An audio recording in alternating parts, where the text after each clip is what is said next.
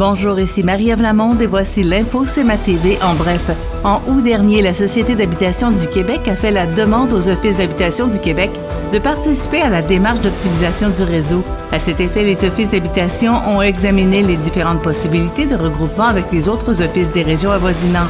Après plusieurs rencontres et discussions, les 5 offices d'habitation des MRC du Kamouraska et de l'Îlet déposent conjointement un avis d'intention à la Société d'habitation du Québec en vue de se regrouper.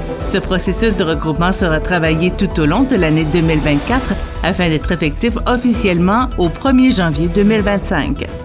L'équipe de l'atelier agricole de la MRC de Montmagny annonçait dernièrement un bilan fructueux des jardins collectifs au terme d'une saison estivale florissante malgré une forte quantité de pluie reçue.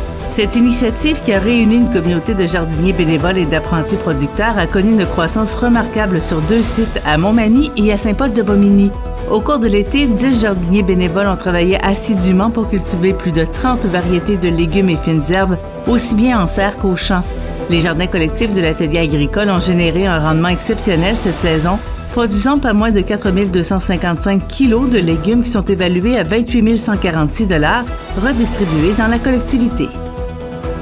Le Centre de services scolaires de Kamouraska-Rivière-du-Loup a annoncé jeudi le 30 novembre le début de la mise en œuvre d'un projet de construction de logements abordables dans le but d'offrir 31 nouveaux logements destinés aux étudiants pouvant accueillir jusqu'à 100 personnes.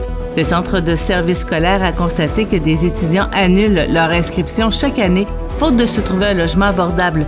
Le pouvoir d'attraction d'étudiants étrangers est ainsi limité par cette situation.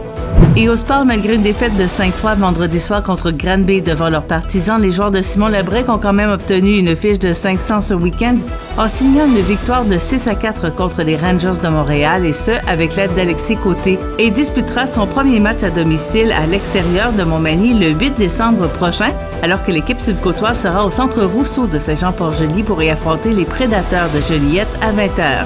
Pour plus d'informations, visitez le cmatv.ca ou suivez-nous sur le fil Twitter X de CMA TV.